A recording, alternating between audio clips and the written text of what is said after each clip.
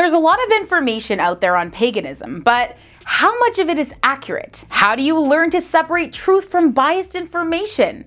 The reality is there are several basic things you should understand about paganism before making assumptions or judgments. Welcome back to FTD Facts. I'm Sarah Carvalho, and today I'm excited to explore 10 interesting facts about paganism with you. So let's get right into it. Let's start off by talking a little bit about what paganism is. The term pagan comes from the Latin paganus, which refers to those who lived in the country.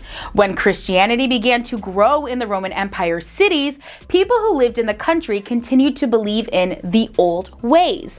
As a result, they came to be known as pagans. Today, paganism describes a group of contemporary religions based on a reverence for nature. These faiths draw on the traditional religions of indigenous peoples throughout the world. Pagans believe in the organic vitality and spirituality of the natural world.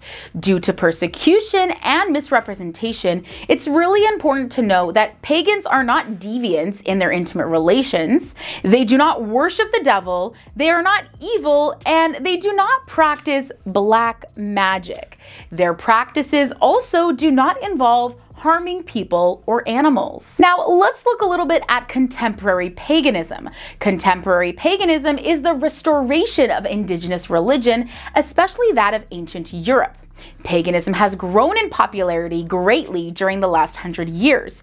The growth coincides with a decline in Christianity in Europe and the increase in knowledge of past and distant cultures. Now, what are the connections with nature? Pagans are deeply aware of the natural world and see the power of the divine in the ongoing cycle of life and the end of life. Most pagans are eco-friendly, seeking to live in a way that minimizes harm to the natural environment.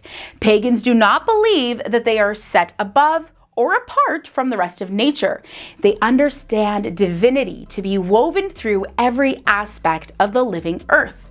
Thus, pagan worship is mainly concerned with connection to and the honoring of immanent divinity. Talking about divinity, let's look at concepts of the divine. Pagans worship the divine in many different forms.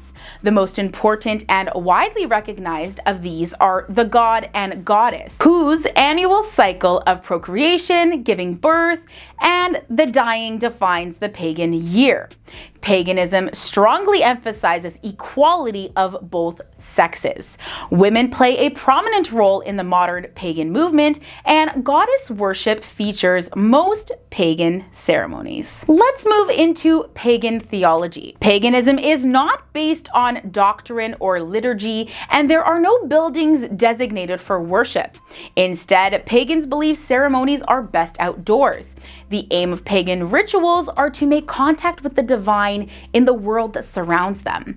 Monotheism is almost universally rejected within paganism, and most pagan traditions are particularly interested in the revival of ancient polytheist religious traditions, including the Norse or Northern European and Celtic Britain traditions. Hey friends, we're just reaching the halfway point of our video. If you've enjoyed the first 5 facts about paganism, then I have to tell you about another similar and exciting video that you can check out right after this one. It's called 10 Surprising Facts About Wicca. I know you'll get a kick out of it too. I'm gonna link it in the description section below, so make sure to click that link after we wrap up with this video. All right, let's get back into it with fact number 5 about pagan symbols. Pagan symbols differ by sect. Wiccans often wear the pentacle, an interlaced 5-pointed star pointed up to align with the human body. It is a symbol of life and union of the elements with spirit, though often misrepresented as a symbol of evil in media. Northern Europeans may wear Thor's hammer, a traditional pendant worn by those resisting Christian conversion in medieval Scandinavia. Images of nature, such as trees or abstract goddess figures, are also popular. Now, let's explore a little bit of the pagan holy days. The pagan seasonal cycle is often called the Wheel of the Year. Almost all pagans celebrate a cycle of 8 different festivals, which are spaced over every 6 or 7 weeks throughout the year. 4 of the festivals have Celtic origins, and the other 4 are points in the solar calendar.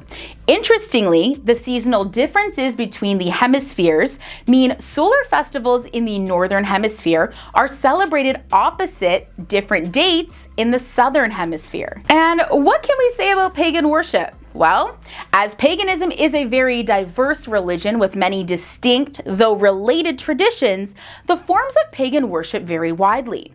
It may be collective or solitary.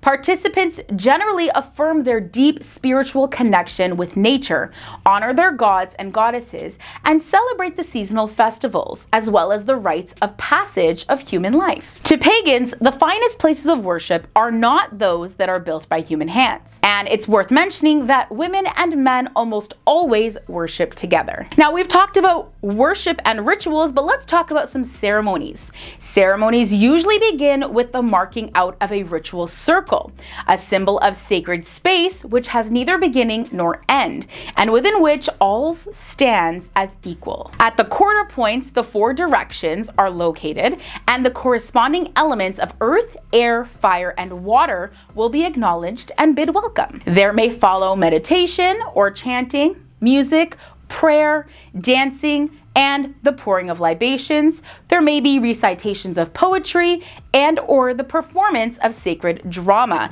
and of course the sharing of food and drink. Lastly, the circle will be formally unmade. The directions, elements, and all the forms of divinity that have been called upon are thanked as the rite ends.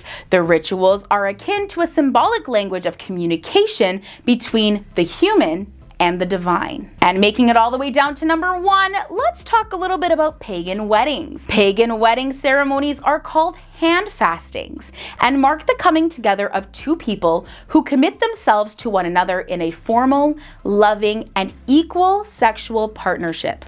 Accordingly, a couple will swear agreed upon vows to each other before their gods and goddesses during a hand fasting.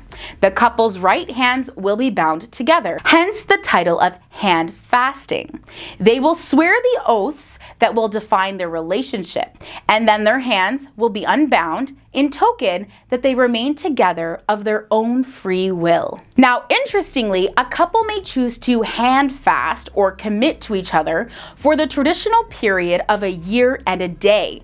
And it is common for some pagans in long-term relationships to renew their vows after each year and a day has passed, so that neither comes to take the other partner for granted. Others vow to hand fast for life, while a few, in accordance with pagan beliefs in reincarnation, vow to hand fast for all their future lives as well. All right, friends, this brings us to the end of our video on 10 interesting facts about paganism. I hope you enjoyed this video as much as I did. It's always so interesting and eye-opening when we can respectfully learn about and appreciate the different religions and belief systems of our world. Join in the conversation below in the comments and let me know which of today's facts about paganism were the most interesting to you. As I mentioned earlier, don't forget to check out our video about Wicca. You can find the link below in the description section. Give it a click to keep learning with us. Also, feel free to follow me on social media to keep up with what I'm doing when I'm not here filming videos, especially for you. Like, subscribe, and ring that bell to stay updated on all future posts. We'll see you right here next time on FTD Facts. Bye!